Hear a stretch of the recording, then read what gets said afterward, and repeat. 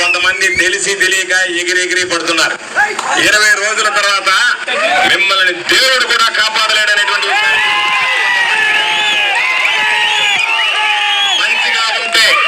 మంచిగా ఉంటే ఎంత మంచిగా ఉంటానో మీరు ఒకవేళ ఎవరన్నా ముచ్చట పడుతున్నారేమో,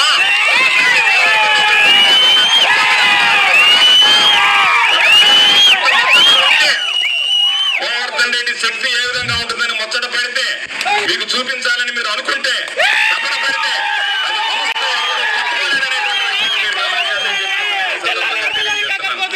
మంచిగా ఎంత మంచిగా ఉంటానో చెడు తిరిగితే నేను ఏడడం మొదలు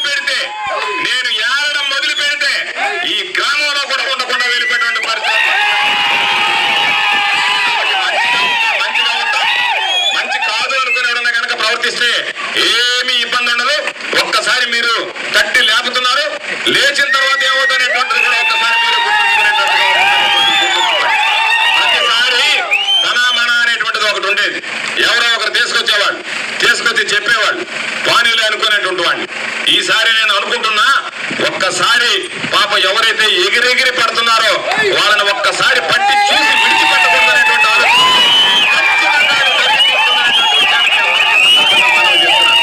మీ అందరికీ నేను చెప్పేది, ఈరోజు ఈ ప్రాంతాలకు సంబంధించిన సంబంధం లేనటువంటి వాడు రేపు ఇక్కడ ఉండేటువంటి వాడు ఒకడు బెంగళూరుకు పారిపోతాడు, ఇంకొకడు హైదరాబాద్కు పారిపోతాడు. మీరు ఆలోచించే కాబట్టి మిర్రి పడ్డం అనేటువంటిది పెద్ద పని కాదు నాయన. కాస్త నేల విడిచి సాము చేయకుండా నేల మీద ఉండి సాము చేయడం అలవాటు చేసుకోండి.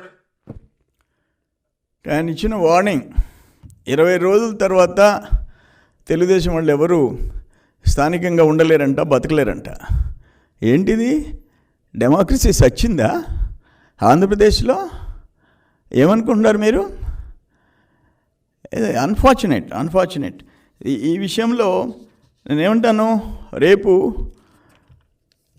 మా గవర్నమెంట్ వస్తుంది, నో డౌట్. మినిమం 135 వస్తున్నాయి. మీ మాదిరిగా వైనాట్ 175 ఈ మేము చెప్పటంలే.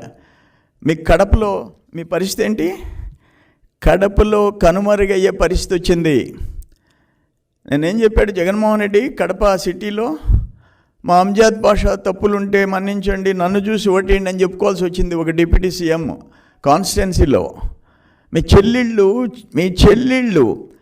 2 చెల్లెళ్ళు, మీ తల్లి నీకు వ్యతిరేకంగా, మీ తల్లి ఆశీర్వదించింది నీకు వ్యతిరేకంగా, నీ పార్టీకి వ్యతిరేకంగా.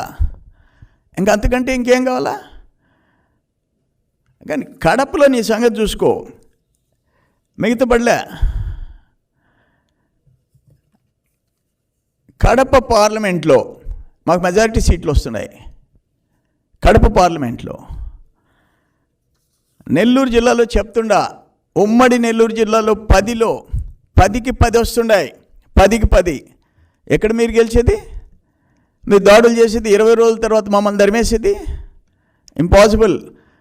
మేము అధికారంకి వస్తున్నాం, మేము వచ్చి మీ మీద దాడులు చేసేదానికి కాదు, రాష్ట్రాన్ని బతికించేదానికి, రాష్ట్రాన్ని గాడిలో పెట్టేదానికి, ఈ దుర్మార్గుల నుంచి కాపాడేదానికి. మేము కూడా 40 years నుంచి రాజకీయాలు చూస్తున్నాం.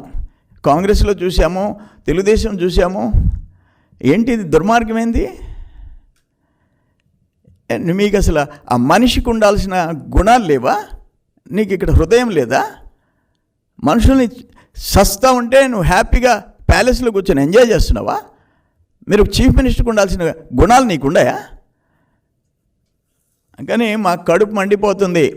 ఇప్పుడు సర్వేపల్లిలో ఎంతమందిని బయట నుంచి గూండాలను తీసుకొచ్చి తరిమి కొడతా ఉంటే పోలీసులు వచ్చేసి మేనమేషాలు లెక్క పెట్టుకుంటున్నారు.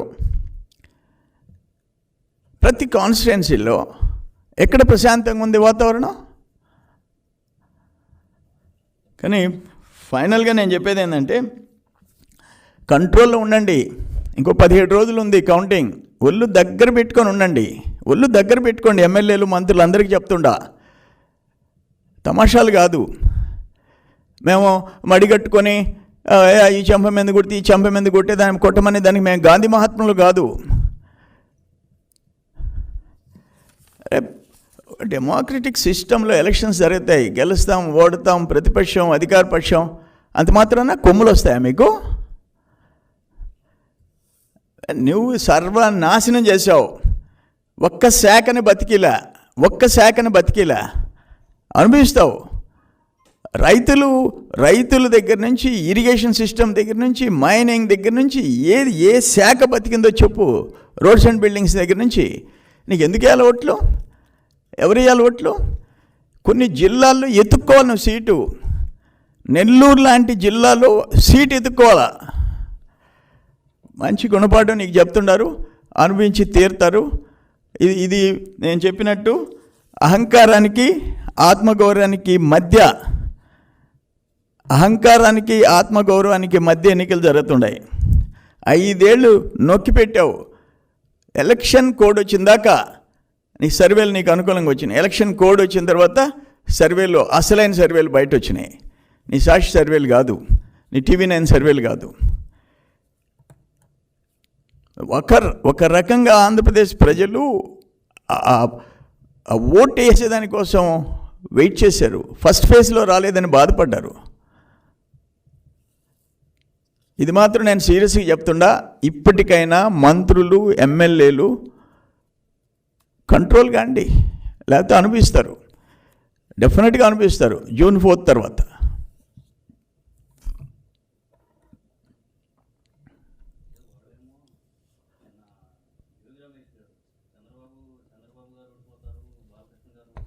పెద్దగా చెప్పా.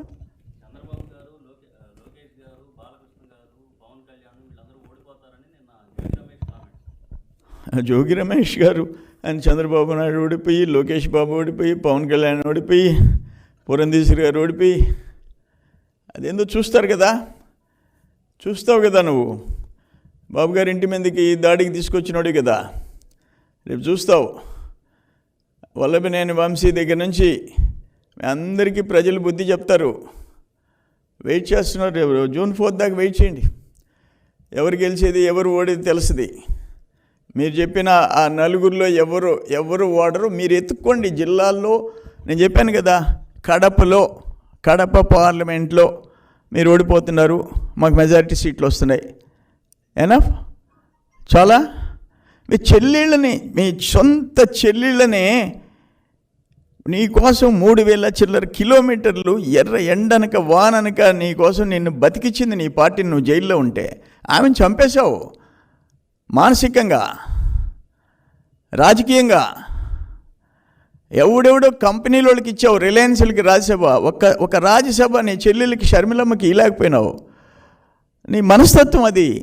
మీ తల్లిని విశాఖపట్నంలో పెట్టి ఓడిపోతే మళ్ళీ ఆమెకు గౌరవంగా ఒక రాజ్యసభ ఇలాకపోయినావు. ఎందుకు పెట్టావు? ఫస్ట్ నువ్వు బతికిన దాకా తల్లి కావాలా, చెల్లి కావాలా? నువ్వు రాజకీయంగా అడ్డంగా బలిసిపోయిన తర్వాత ఆర్థికంగా వాళ్ళు పడలే. అది నీ తత్వం. అందుకని వీటన్నిటికీ మీకు పనిష్మెంట్ 13 జరిగిపోయింది. జూన్ 4